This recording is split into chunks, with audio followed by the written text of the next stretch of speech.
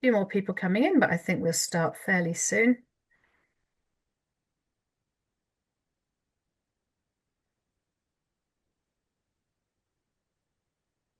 How's the weather to all of you guys across the globe at the moment? We're chilling down in the UK right now, having had a beautiful summer. It's getting a lot colder. But I believe from our South African counterparts that it's not necessarily been boiling hot there recently, but should be getting up there.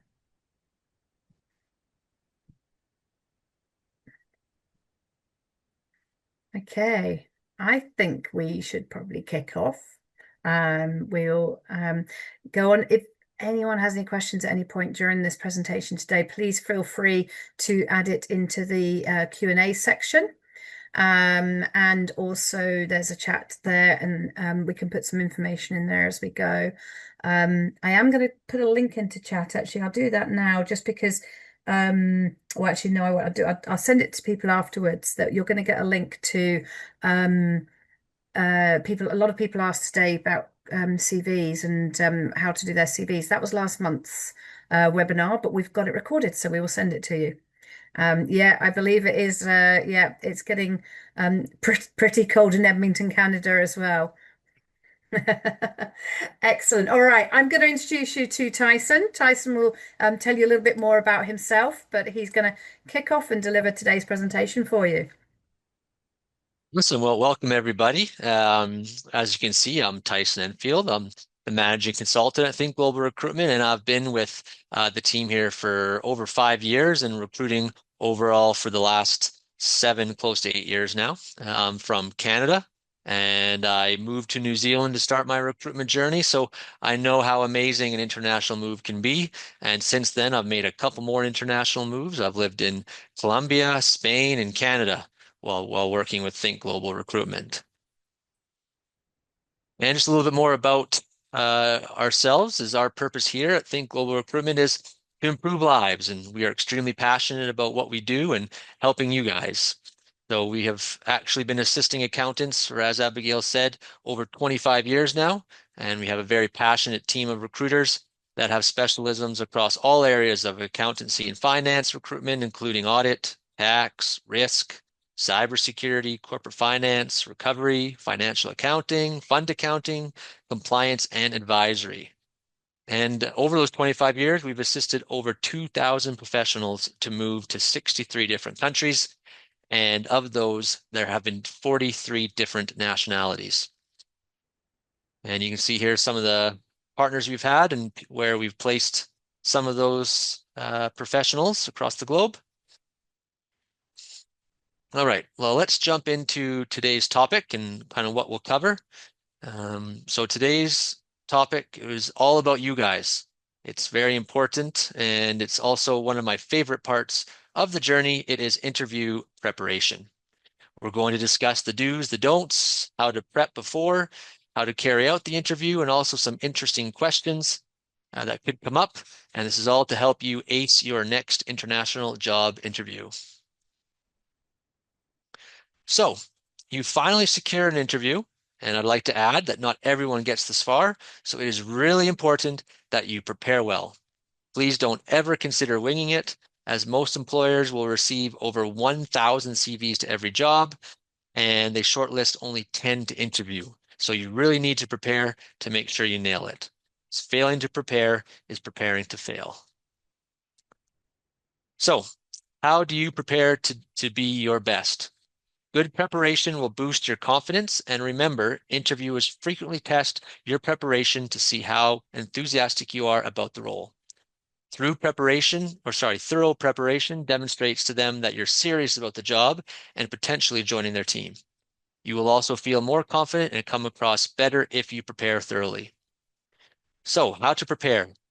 Firstly, research, research, research. The first thing to do is visit the company's website and social channels. Note down the key points you learn about the company, including its history and values. Also, do web searches to see if they have been in any interesting news articles lately. This will ensure you come across as informed and up to date. Next thing is learn. Learn your CV off by heart so that you can talk naturally and fluently about your employment history and key achievements. Try to avoid the ums and ahs. I know that can be hard, but practice will help get rid of some of those. And spend some time mapping out how your skills and experience match the job description. You want to make it easy for the interviewer to see just what a great fit you are for the role. Get your questions ready for them as well. This could be questions about the role or the company. Use your questions to demonstrate your preparation and insight. How do you come up with the questions? Well, LinkedIn would be a good source. Go check out the interviewer's profile, and the website and news is a good source as well. Look for things where you can make a link to the role and department you're hoping to join. For example, something like, I read that you've just launched new reporting technology. What will that mean for the growth of this role? Be creative and remember to avoid questions about pay, benefits, and holidays. And lastly, practice. Ask someone you trust to help you practice interview questions. Practicing out loud will stop you from rambling or waffling and help you get rid of those ums and ahs. And they will help you to communicate your thoughts clearly. Next, you want to prepare your space. You wouldn't expect to attend an interview in a badly lit, messy, or noisy room filled with distractions, so why do it for a video interview? It's much easier for the interviewer to concentrate on you if they can see and hear you clearly. So make sure that your camera and sound work beforehand. Turn off your phone, don't check your emails in between, and try to avoid having people walking through uh, or behind during your interview. You can use a virtual background. A professional one might even be a good idea to add. Clothes-wise, try to match your dress style to that of the company you're meeting. You want to project some personality and charisma, but you also want to come across as a good fit, so dress professionally. All right, so now the interviews happen, you're connected, and the call starts. You see your interviewers, so don't panic, sit up straight, breathe, and always smile. Now this is your chance to make your first impression. We've all heard that first impressions are very important, and this is especially true when it comes to an interview. Always dress to impress, as first impressions are made in the first 90 seconds.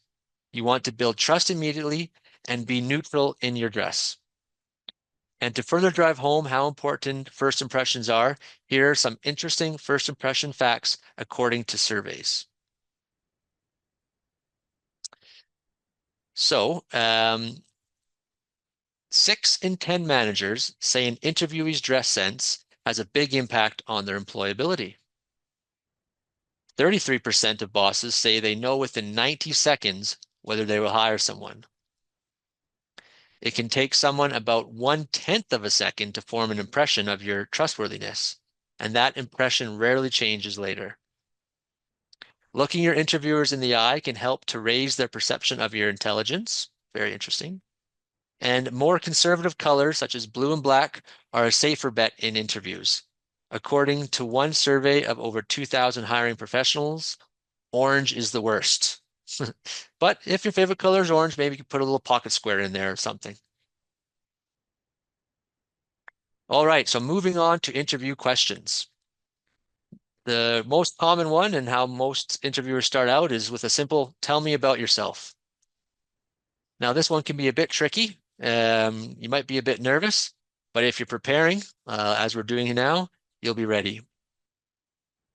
So what they're asking is, what would you like to do? Sorry, what they're asking is really what would you be like to work with, and what difference would you make in the organization? This is your opportunity to talk about your strengths, skills, and experience. You don't need to give a detailed account of every single job you've ever had, as that can make you ramble on for a long time. Instead, summarize your career history by highlighting the most important points that relate to the job you're interviewing for. Keep your summary to be short, yet still informative. And remember, make it personal as well. Share your hobbies and interests and try to tie them to the location. For example, if you love snorkeling and are interviewing for a job on the island, share how excited you are to snorkel at a certain beach or reef. Find ways to make your hobbies relevant to the opportunity. Next, why do you want to work for us? Look beyond the obvious points such as size of the company or the location. Say something different that shows you have really done your research. For example, you could point to a new project or service line, or maybe the type of clients they work with, or community impact or new technology they're implementing. Show that you've done your research and what excites you most about potentially joining their team. Next, tell us about yourself, or sorry, tell us about your strengths. This question is often seen as challenging by many, even those with significant experience. However, if you approach it correctly, it is easily possible to avoid bragging when discussing your strengths. It's all about showing your ability to do the job, your commitment to work, and your ability to function effectively as part of the team. Choose 3 qualities that focus on your strengths that will benefit the specific role, and try to include a combination of hard and soft skills. When you share your strengths, make sure you back it up with evidence. You could pull the evidence from your appraisals or specific projects where you've displayed those strengths in the past. The next question could be something like, where do you see yourself in 5 years? Think realistically about where this job can take you and how that fits with your career plans. You want to come across as ambitious, but not impatient or ruthless. Ideally, you'll find a way to show how your goals and ambitions align with those of the company. Now, here's a question that's coming up a lot lately, and that is, how do you see AI adding value in the workplace? It's good to think through how you feel it has benefits. However, also highlight the importance of considering it more of a drafting and researching tool that can save time, but everything should be checked, double checked, and verified. Language should be changed to sound like yours and the firm's voice, not the AI computer. We have seen the first of what could be a number of cases in Australia where a Big Four firm has been asked to pay back fees um, for the work they produced using AI that had many errors. So there are pros and cons, and you may not be familiar with what AI is. You may not be familiar with how AI is being adopted into the field, but so do some research, read some articles, and find out as much as you can, and pull from your experience. Maybe you've been using some AI tools recently. Now, there have been some unconventional questions, such as if you were a piece of office stationery, which piece would you be? I know this could be a bit weird and it might throw you off, but this question is more about seeing how you react to the question and how, um, uh, versus how, the ones that you can predict. So there's no right or wrong answer. You can say, that is a great question. Do you mind if I have a minute to consider the answer? This will buy some time and allow you to think of an answer. For example, to this question, you could be a ruler. Rulers are obsessed with measurable outcomes. Pencils need to sharpen up, and highlighters are lively and loud. And interestingly enough, for this question, for accountants, they said that they would be a ruler. The ruler is a straight edge type, obviously. They like rules and are unlikely to be found headbanging in town at 4 a.m. The rulers are extremely hard workers, and they often outwork their counterparts and are obsessed with measurable outcomes. Maybe that sounds like you. So don't worry if there's a question like this or others that come up. They may not come up very often, but be creative in your answers and show some of your personality. And we'll attach an article as well to maybe help you think about how you might want to answer some of these questions. So moving on to competency questions. Competency questions are a useful way for employers to distinguish if you are competent in certain aspects of the role and if you're a good fit for the organization. They can differentiate between different applicants with similar skill levels or experience. They showcase how you think and how you problem solve. It can also showcase your leadership skills and much more. Here are some examples. I'll just read a couple of them, but you can read through them. So the first one, they might ask you how you deal with challenges, times that you've had to resolve conflict within your team. Tell them about a time a team member was struggling with a morale issue, or describe a situation where you were able to directly influence your company's profitability. And can you tell me about a time that you had to make a difficult strategic decision and had to win over others in the process? These are all things that you have done in your roles. So you should be able to come up with good answers. So, but how do you come up with answers for these questions? Well, think of your answers as a focused kind of story. Any good story has a character, which is you, and the character is set a challenge that they find themselves in, a tricky situation. The interviewer wants to know what that character, you, did in the situation and what the outcome was. A pro tip would be not to exaggerate when answering these questions. It's important to tell the truth and demonstrate you have the ability to handle the situation, and don't waffle. Now, moving on to some don'ts. While it's important to know the right things to do and say, it's also essential to understand the common interview pitfalls. Don't wing it. Again, preparation is key. Don't be detached or bored or seem unmotivated. We've all been there, agreeing to an interview, even when you're not that overly excited about the job description. However, it's important that you are enthusiastic from the get-go. What if halfway through you discover that is actually a really cool role and you're really connecting with the interviewer? You find it to be a really great team. Well, the interviewer will have already picked up on your lack of enthusiasm, and it will be extremely difficult to turn them around. Put your doubts aside, go in wanting the job, and approach the interview in that frame of mind. It's also important to note that no matter how qualified you are, you still need to display energy and enthusiasm. Hiring managers have an ego too, and they want to feel that you see the role as a good fit and opportunity that you will value. Avoid negative talk. No matter how tempting it is to speak negatively about your current or previous employer, it can be a major pitfall. The interviewer will assume you will do this to them if you leave and question your professionalism. This is a big red flag. Don't falsify information. Always answer questions truthfully and as close to the point as possible. Don't speak over the interviewer, and it is important to be a good listener as well as a good talker. And of course, don't be late. There's nothing worse than turning up to an interview late without reasonable explanation. Being late shows the employer your lack of organization and respect for others. Avoid being late by setting multiple alarms.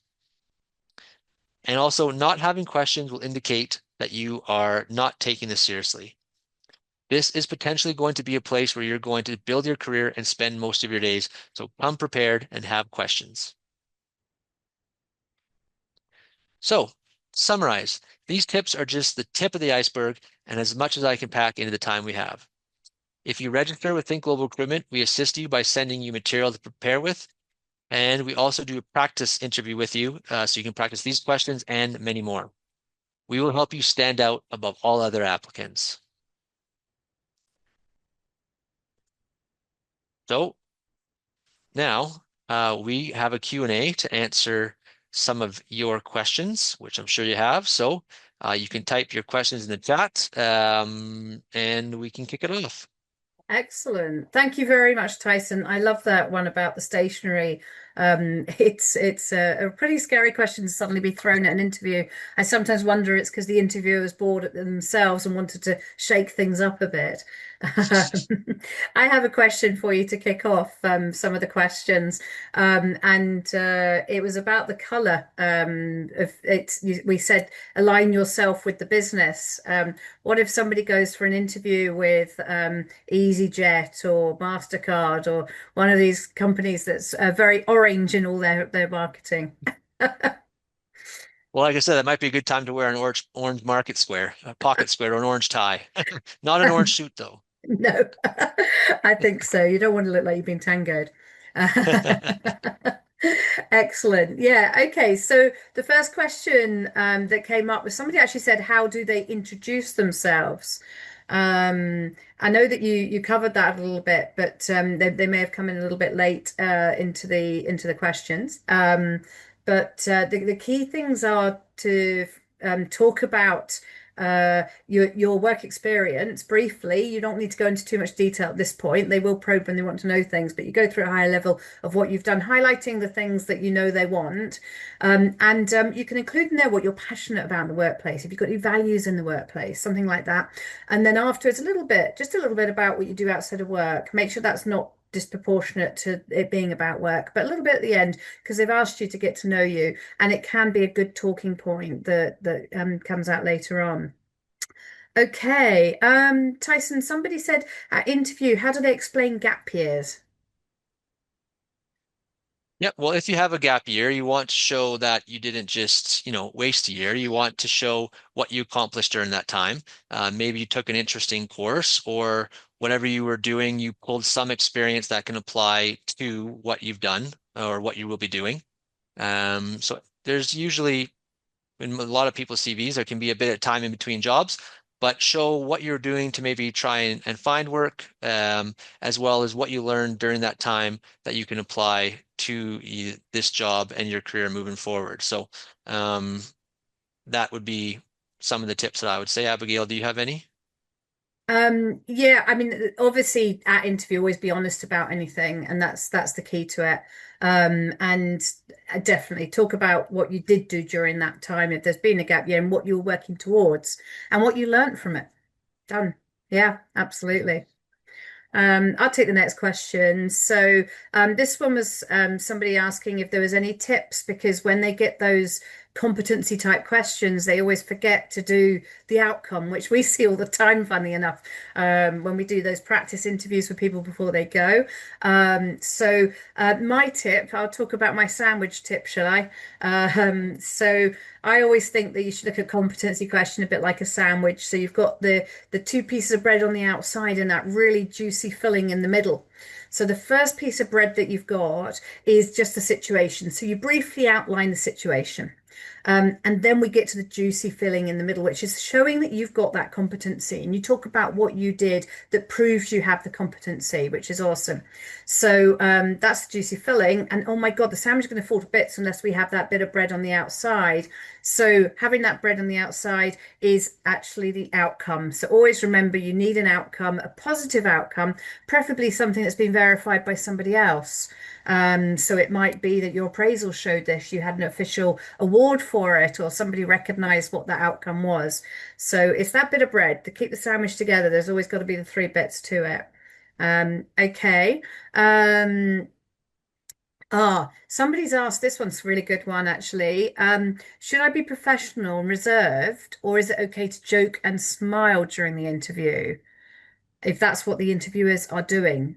Okay. Well, you've probably answered your own question there with the last part of it. Tyson, do you want to have a go at Well, that? Well, I would say definitely always be professional, and definitely smile.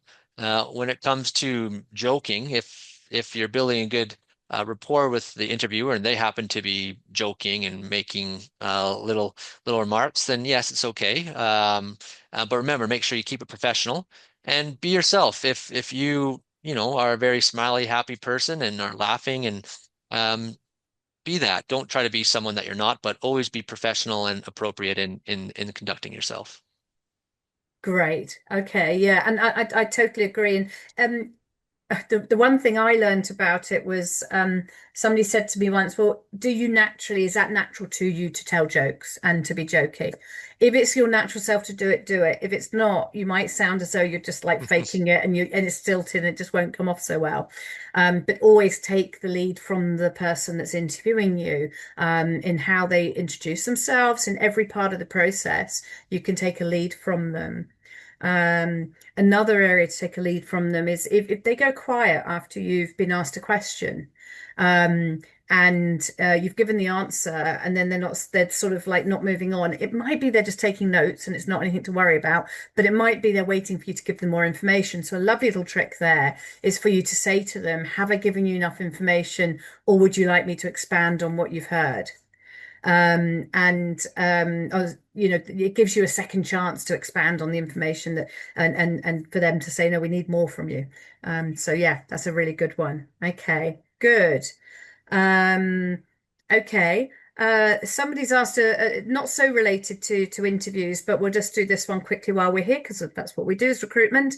Um, by the way, we could talk about interviews forever. This is a topic that we've had literally seen thousands of people go through interviews and got so much information on. Is it possible for me to get sponsored for a job abroad? Okay. Well, The jobs that we work on are ones where they will sponsor you and get you a visa. There are some countries that will expect you to rock up the visa, and it's certainly handy to have your own one.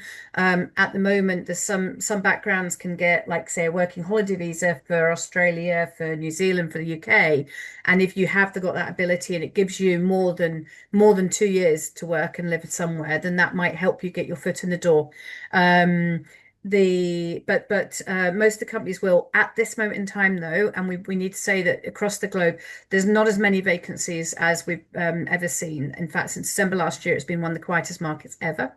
And there's a lot of people going for jobs, as Tyson mentioned earlier on. So yeah, there's not as much sponsorship going on as a result, because if people are looking in the local market who have visas, they'll always get precedent over somebody else applying internationally, so long as they've got the skills that tick the box, of course. Okay. Next question. Tyson, do you practice interviews even when you don't have one lined up? Yeah, that can always be a good thing to practice because you never know how quickly one could come up. They could get you could find out that you have an interview coming up in a couple days. So it's always a good idea to go through some of these questions every once in a while and be prepared for when you do get an interview because it could happen very quickly.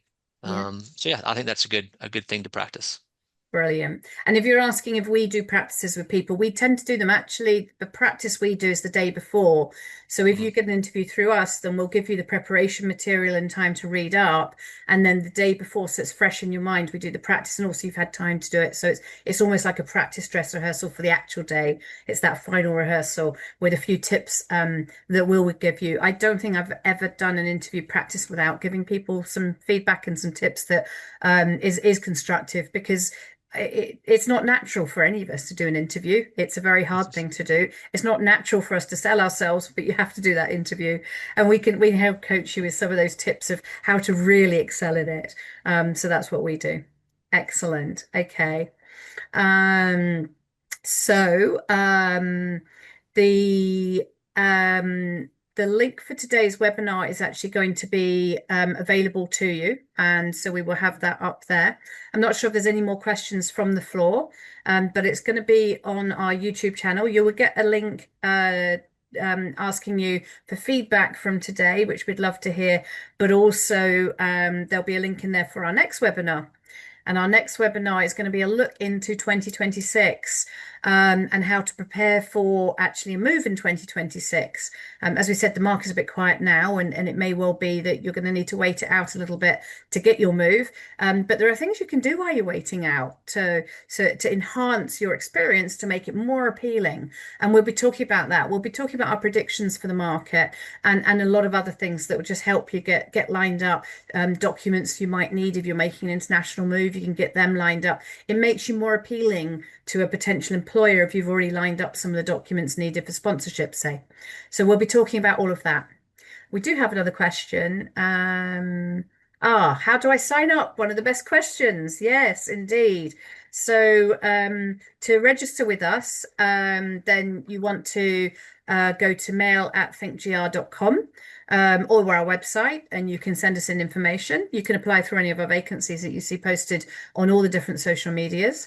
And we'd be delighted to hear from you.